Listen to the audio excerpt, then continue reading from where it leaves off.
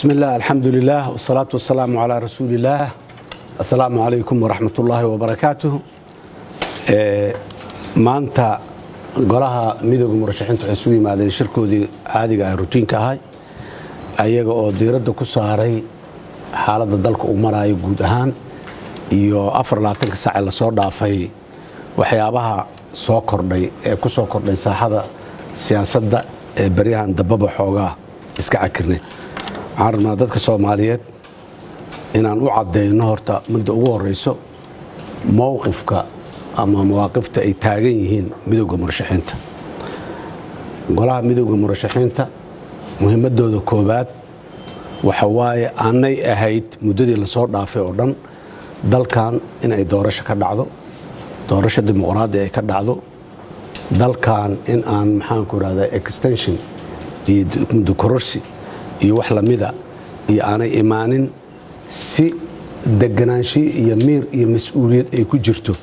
ayaanay midowga murashaxiinta intaa ay u soo garab taagnaayeen broseska doorashada socday. arrimaha aan raalli laga noqon karin ee xanuunka badan ee marar badan dhacayeen ay dulqaad badan uga muujiyeen, ra'yiga toosan ay ka qabaan ay muujiyeen. hase yeeshee waxaan rabaa maanta in aan meeshaan ka jeedino xaaladda dalka ee siyaasadda meesha ay marayso. maanta waa 26 December 2021.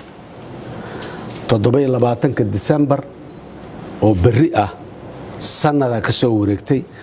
maalintii 27 December 2020 ayay ahayd baarlamaanka federaalka Soomaaliya labadiisa gole inta la dhaariyo inay shaqo bilaabaan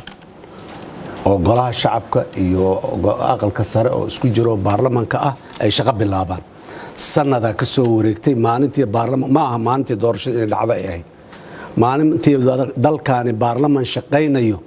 oo sharciyad leh inuu lahaado ay ahayd ayaa sanad ka soo wareegay. maanta oo 26 December la joogo baarlamaanna ma hayno soomana muuqdo.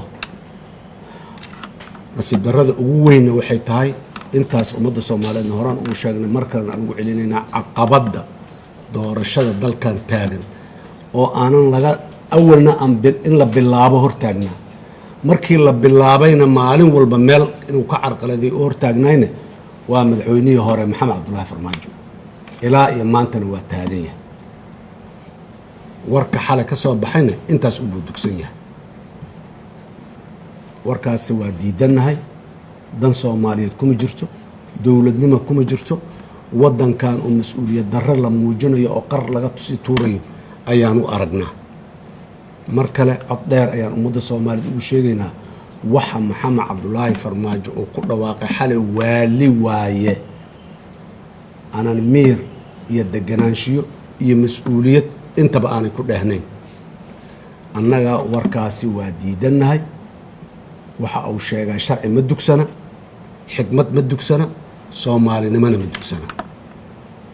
dulqaadka dadka Soomaaliyeed iyo siyaasiyiinta iyo ummadda guud ahaan shacabkana in dayuusnimo loo qaatahay sax ma aha. madaxweynaha dadka caqligooda inay Farmaajo dadka caqligooda inay dayuus yihiin u qaatay dulqaadka ay dul qaadanayeen oo la xajeclada ay ka haysa dalkan. dadka Soomaaliyeed shalayna hore waa ugu dignay, waa u sheegnay mas'uuliyadda dadkay u dhiibanayaan inay ka fiirsadaan, markay u dhiibaan kadibna inaanay ka harin ay ku ilaashadaan. sanad kadib muddo xileedkiisa markuu dhammaaday maanta meeshaasuu taagan yahay weli isaga ayaa doorashada dalkan caqabadda ugu weyn ee taagan ka ah. midowga murashaxiinta ummadda Soomaaliyeed waxay u sheegayaan arrintaasay ifinayaan. waxaa kaloo u sheegaynaa waddo aan ahayn ma furra waddada ra-iisul wasaaraha uu hoggaanka ka yahay madasha muxuu ahay wadatashiga qaran oo ugu yeeray in la isku yimaado wixii naga qaldamay aan saxno. doorashada waa qaldantay, waa qalloocatay. intii ay qaldamayso dhanna waa sheegaynay, waa soo taagnayn maalin walba meelaan sheegayn. hadday tahay guddiyada la dhisay koow markii horeba haddaa la arkay guddiyadii waxay dhaleen. waxaan sheegaynay qaabka iyo habraacyada la soo saaray sixitaan siday u rabaan haddaa la arkay inay sixitaan u baahan yihiin weli lagama daahin masiirka ummadaani degdegsiinye iyo daahid midna ma geliyo maanta la sixi karaa prime ministerka ku baaqay in la isku yimaado laga tashado doorashooyinka wixii ka qaldan in la saxo midaasaan ayidsanahay waa ku baaqnay horaan ugu baaqnay maantana mowqifkaasaan taaganahay waa in shirka uu ku baaqay prime ministerka 27 December la isugu yimaadaa habraacyadii doorashada dib loo eegaa wixii ka maqanna lagu daraa wixii ku zaa'idana laga bixiyaa ra'yi cadaan ka qabnaa ra'yiga aan ka qabna ma qarsoonayn haddana ma qarsoomaayo waa joogaynaa maadaama shirkan uu yahay shir sixitaan suurtagal maaha intii shalay wax ka qaldameen keligooda isku imaanayo oo wax saxayan in la yiraa meelaan ku leenahay shirkaas talaan ku leenahay khibradaan leenahay sharciyadaan u leenahay inaan maxaan ku yidhaahdaye aan ka mid ahaano annaga keligeen ma aha waa in la ballaariyaa gogoshaas bulshada soomaaliyeed beesha caalamka qof walba oo soomaaliya danaynayo oo wanaag la jecel waa inay maanta soo fadhiisataa talada dadkii loo igmaday waa la kufeen dadka soomaaliyeed dalkan madaxweyney u doorteen golayaalay u doorteen golayaashii wakhtigoodiyaa dhammaaday ayagoo shaqadii loo igmaday aan qabanin talay u baahan tahay marka taladaasna in loo dhammaaday u baahan tahay wada ogol inay ahaatay u baahan tahay mar kale waxaan ku baaqaynaa inaan la qaldamin shirkaasna la wada yimaado lana waxeeyo madaxweynaha hore farmaajo asagoo ummadda soomaaliyeed oo dhan maqlaysa indhihiisa ah ayuu xilka ku wareejiyey prime ministerka doorashada inuu qabto caqabad iyo carqaladeynuu la hortaagnaay prime ministerka inay waxaan ay hore u socdaan madaxweynihii hore maantana waaba meeshaad aragteenuu kasii dhacayaa suurtagal ma aha dalkani doorashadiisa waa soconaysaa maxamed cabdulaahi farmaajo wuxuuna kala doorsiinayaa laba arrimood oo mid la qaadan kara aanan lahayn doorasho oo sida uu isagu rabee maskaxdiisa yartaa ku sawiran loo dhaco oo loo boobo dalka inay ka dhacdo oo uu hubo 100% inuu biri uu madaxweyne ku noqonayo isagu waa lagu tartamayaa ma aha iyo inuu sii joogo meesha iska fadhiyo labadaasuna kala doorsiinayaa waa iska joogayaa haddaanan joogaynin doorashada nooca aan rabaa laga dhigaa labadaba mid la aqbali kara ma jirto waa sii joogaana lama aqbali karo saan rabaa doorashada laga dhigaana lama aqbali karo doorashada masiirka ummadan waaye wax maan hal nin uu leeyahay kama soo bixi karto waxa uu ku dhaqaaqayo uu samaynayo darajooyinka uu bixinayo diblomaasiyiinta uu magacaabayo uu ku laaluushayo meelaha uu wax ka taataabanayo dhan saraakiisha ciidamada loo yeerayo ee aan laga hadlayn al-shabaab iyo cadowga dadkan haysta sidee looga xoreeya ee la leeyahay 6 biloodba maraan shirweyne noocaana saraakiishu isugu imaan doonaa haddee calaamadahaasi waxa ay micnaheeda ku fadhiyaan dadka soomaaliyeed maangal waaye waana fahmi karaan waana aqri karaan waana fasiran karaan labadaas option ma kala dooranayno waa diidaynaa labadaba waa joogayaana ma ogolin oo horeyaan usoo diidnay saan rabaan ka yeelayaana ma ogolin maxamed cabdulaahi farmaajo maanka ha u soo noqdo soomaaliya walax asaga iyo caqligiisa iyo maskaxdiisa oo ku maamuli karo waa ka weyn tahay waqtigii fursadda loo sii inuu ku maamulana waa ka soo dhammaaday meeshaasaan rabaa taas inaan dhigno ragga mas-uuliyiinta ee dowlad goboleedyada madaxweynayaasha ka ah waxaan ugu baaqaynaa in ay fududeeyaan ka soo qayb galaan shirkaas lagu baaqay prime ministerku uu ku baaqay la isugu yimaado laga tashado once for all ma hal mar laga tashado aan dib loogu noqon si dhammaystiran arrintaas muxuu ahaayey inay u dhammaato waxaan rabaa inaan ayadana qodobka aan ka dhawaajiyo shalay dabaaldeggii ciidanka booliska soomaaliya hadda ka hor hadalladeyda waxaa ka mid ahaa jirtay madaxweynuhu sidii ruuxaantii oo kale dadka kasoo dhex hadlaa warka shalay meeshaas khudbooyinka laga jeediyey midda farmaajo intenshinkiisa aheedee miduu mursal jeediye waaye ee miduu farmaajo jeediye maaha maxamed mursal dalkan hadda ka hor uu khatar geliyey extension غayr sharci oo aan jirin ku dhawaaqay qatar u galay dalkan waa ognahay ilaahay subxaanahu wa tacaala awoodiisa iyo dad mas-uuliyiin ah oo u damqanaya dalkan ayaa looga badbaaday khatartaas waa ogtihiin si sharci darro ah oo qawaaniinta iyo dastuurka aan waafaqsanayn ayuu 2 sano extension u ansixiyey shalay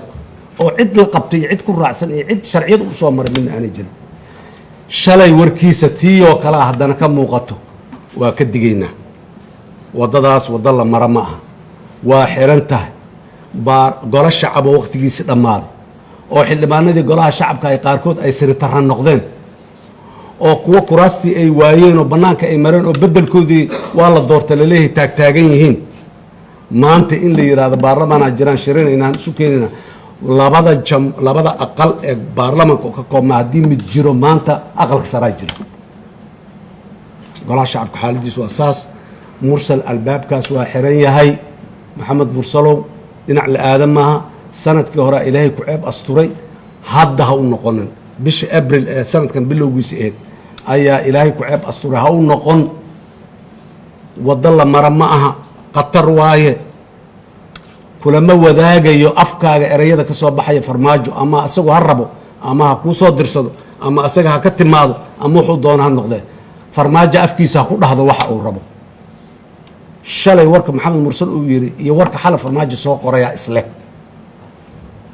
baarlamaankii yaa joogo loo yeerayaa iyo waa dhacay xilligii doorashada waa dhammaaday december uu ku egyahay iyo waxaasoo dhan cid dadka soomaaliyeed inay aqri waayaan waxaas macquul maaha anana maxamed mursal waddadaas ka joogo farmaajo shalow ku hoday mar kale yuu ku hodin ma soconayso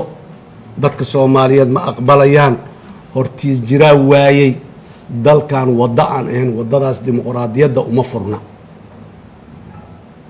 jamhuuriyadda saddexaad ee carta ka soo bilaabatay ilaa maanta waa qor isu dhiib xilligay leedahay xilligeeday ku qabsoomaysay dadaalada un maalmo iyo bilo iyo dibay ula dhici kareen laakiin sanadaa hadda soo wareegtay in haddana lasii wado sanad kale iyo sanad kale iyo sanad kale waa lasii joogayaa la yidhaahdo albaabada dhanna maalin walba midkii furmi tagababa lasoo oodo macquul ma aha fursadda meeshaasay jirtaa aad iyo aad ayaan ugu kalsannahay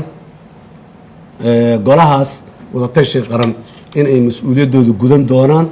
oo maxaanku rahdaa baaqa ra-iisul wasaaraha uu ku baaqa shirka ay aqbali doonaan imaan doonaan wixii khaldanna ay sixi doonaan inay yimaadiin isku yimaadiin isu soo hor fadhiistaan cibaado ma aha waa inay wax saxaan waan rajaynaynaa wixii khaldamay in la saxo waddadana saas ay doorashada ku dhammaato muddo kooban xaaladan dalkan kuma sii sugnaa karo haddaan dhinacaas taas uga baxo oo dhinaca amniga iyo security-ga iyo u yeerto dhowr maroo horena waa ku celin ninna kuma amri karo sarkaalow waxaan sharciga waafaqsanayn qof walba qawaaniinta iyo shuruucda lagu heshiiyaa ka weyn janan lagaa dhigyaa adoo shalay askari ahayd iyo maxaanku idhahdaa abaalmarin kale meel kale lagu waxeeyaa iyo adigoo maxaanku idhahdaa baagamuundo ah jidka joogi jiray diblomaasiya tahay lagu yiriyaaba macnaheeda maaha inaad dalkaana adiga aad mas-uuliyaddiisa qoorta gashan kartid dadka waxau ayaan daranaa la yidhaha aakhira ninkii cadaab ku mutaysta dembi uu nin kale daraaddiis u galay dembiga adiga gashay ilaahay kugula xisaabtamo waaba la gartaba laakiin nin kale daraaddiis inaad u dambaawdid waa meesha dadnimada ugu liidata war yaan dad kale loo dambaabayna dalkana ha loo turo